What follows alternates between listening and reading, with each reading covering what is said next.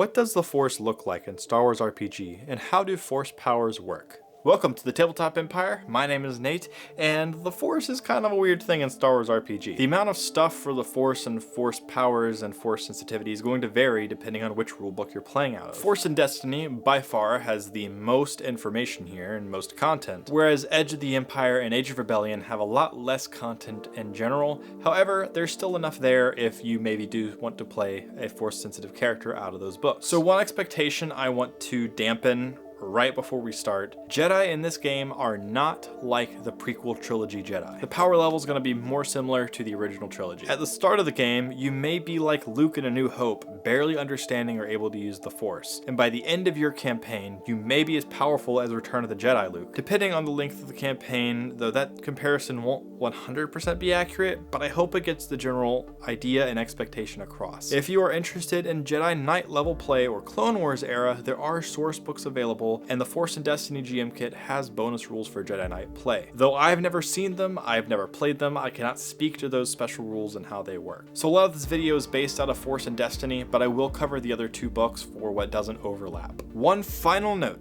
I'm not going to be covering in-universe knowledge related stuff in depth for this video, just game mechanics. So before Force and Destiny gets into all the content, there's a few pages on the nature, duality, and ways of the Force, which is mainly going to be for GM knowledge of how the Force works in the Star Wars universe. Then all three books have information on what does the Force look like in a galaxy run by the Empire. Edge of the Empire and Age of Rebellion each have one Force-sensitive specialization tree. Edge has the Force Exile, and Age has the Force Emergent, both of which can be purchased like any other specialization tree, and once bought, gives the player a Force rating of 1. A Force-sensitive character, by the way, is any character with a Force rating of 1 or higher. Force and Destiny characters start with a Force rating of 1 already. So what Force powers are there? In Force and Destiny, we have a more comprehensive list. Battle Meditation.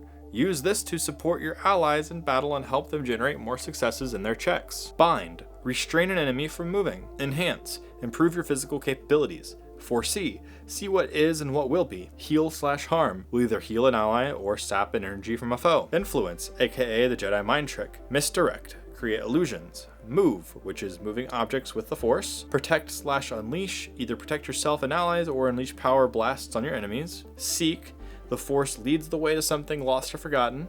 Sense. Can sense the emotions of others or nearby living things. Each of these also has a Force rating prerequisite. So for example, you need a Force rating of 3 for Protect Unleash. Each of these Force powers has a tree that you will start at the top with buying the core power, and then you can work your way down to the upgrades. Each book also has explanations for each power and each upgrade. Each of the other two books only have 3 Force powers each. Edge of the Empire will have Sense, Influence, and Move, and Age of Rebellion has Move, Enhance, and Foresee. Next, we're going to dive into the rules for Force powers and Force talents. It typically will go one of two ways: either a Force power check or committing Force dice. A Force power check is where you roll a number of Force dice equal to your Force rating, and then spend the generated Force points on powers and their upgrades. So if your Force rating is 1, and you roll the Force die and have 1 Force point to spend, then you can only activate the core power itself. However, if you rolled 2 Force points, then you would have 1 extra point to spend on enhancing the power. If you're unlucky enough to roll 0 Force points, then the book says you still technically successfully activate the Force power, but it pretty much does nothing since you can't spend Force points on it. When you have a higher Force rating, you get access to more Force die, which generates more Force points, making your Force powers more powerful. In order to spend Dark Side points, one must flip a Destiny token from light to dark, and once this happens, the character will suffer 1 strain and 1 conflict for each Dark Side point used towards that power. However, if you are a Dark Side user, then those rules are reversed. Use a Light Side token still. That will let you use Light Side points for 1 strain each. Most powers will let you spend extra Force points on the same upgrade multiple times in the same check. And it should specify if this is not the case for that power or upgrade in the description area around that tree. Sometimes the player will need to do a combined Force power check, which combines a Force power with a skill check. So let's say you're trying to mentally manipulate someone using a Force power. You'd roll a Force die as usual,